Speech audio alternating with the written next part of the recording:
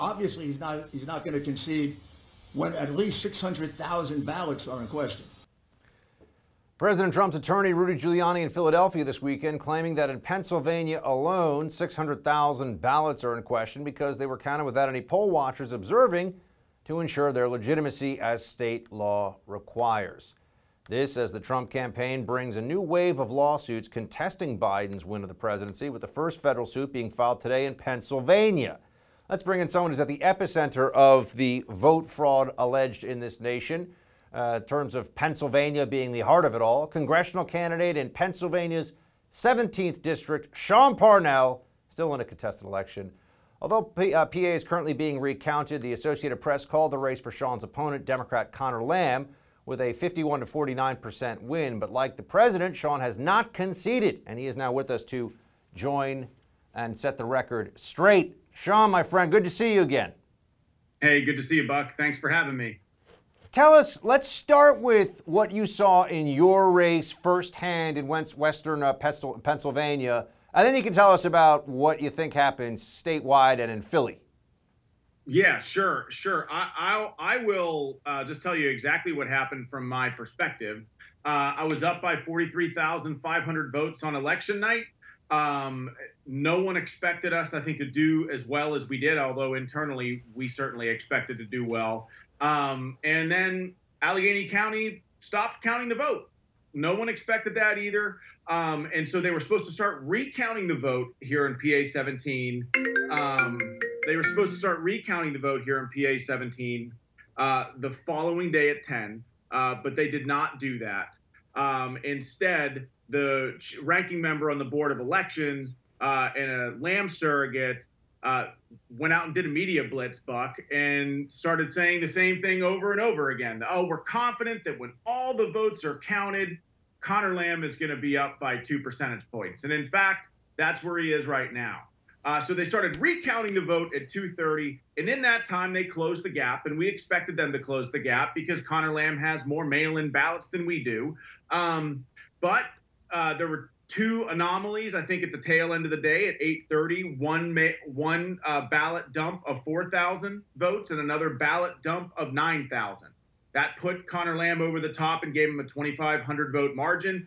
Literally 25 minutes after that ballot dump, he went out there and declared victory. Now, on the night on election day, we had done all the projections and done all the math, and there was no honest mathematical path for Connor Lamb's victory. In fact, we anticipated having a victory here in PA 17 by just over 13,000 votes.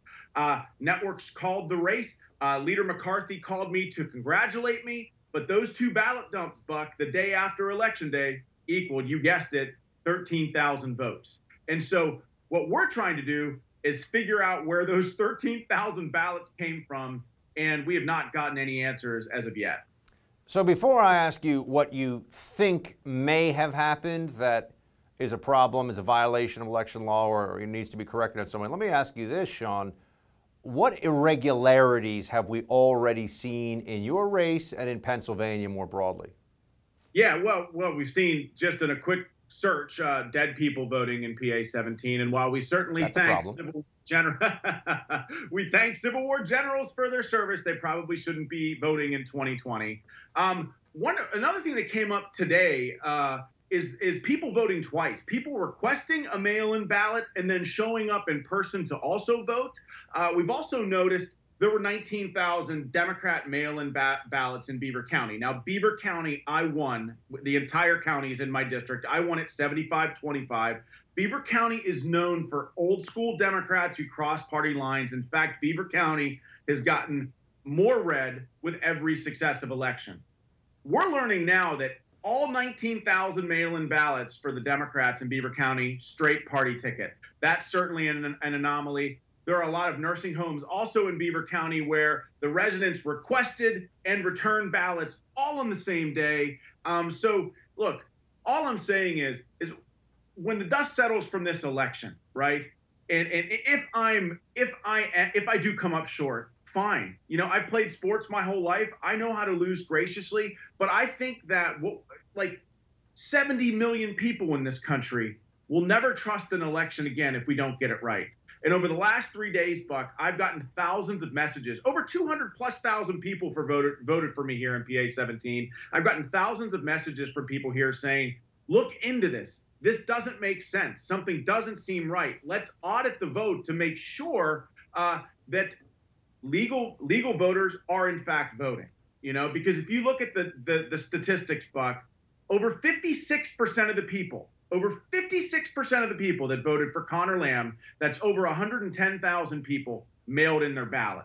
And if you have someone that is dead voting, a non-resident voting, a felon, an illegal immigrant voting, well, those votes cancel out the votes of legal voters. So don't we owe it to the American people, the 200,000 people that voted for me and the 200,000 people who voted for him, to get this right? And the only way that we can really do that is to audit the vote. Now, what are some of the challenges to auditing the vote properly that have come about because of changes made in the way voting was done this time around in Pennsylvania? Can you kind of help explain? We know the Supreme Court had to get involved. We know there were some last-minute switches. What happened, and how is that going to make things more difficult? Yeah, that's a great question. So mail-in voting like we have in Florida, Florida's got it down to a science, right? And the mail-in system that we have here in Pennsylvania was a bipartisan developed system in the image of Florida. But the problem is that our governor removed all the safeguards that would make mail-in voting indeed safe. Like, he removed the signature matching requirement. He removed any deadlines. In fact, he said you could deliver a mail-in ballot up to 3 days after the election with no postmark.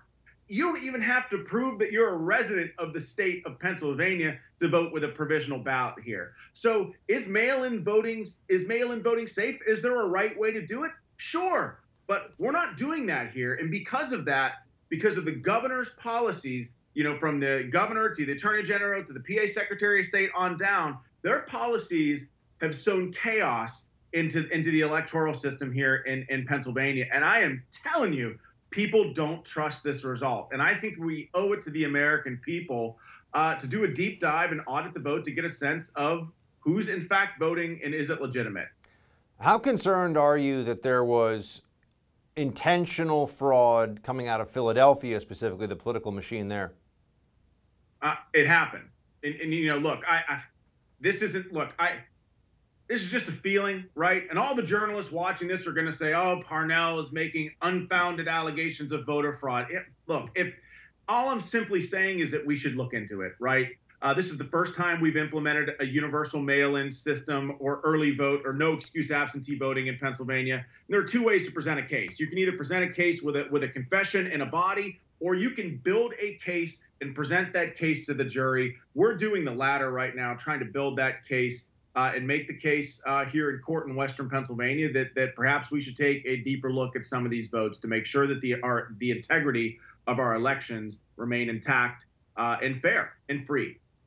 What needs to be done just to get answers in your case, Sean? And if people want to help out, where should they go?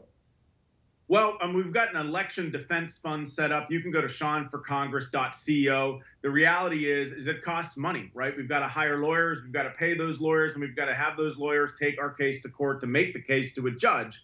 And we're doing that, but we're doing everything we can to raise money. So if you want to help me protect the integrity of our elections, please go to seanforcongress.co and chip in a little bit to our election defense fund, and let's help the American people get answers on this stuff. Sean Parnell, everybody, Army Ranger, still congressional contestant. Sean, appreciate it, man. We'll talk to you soon.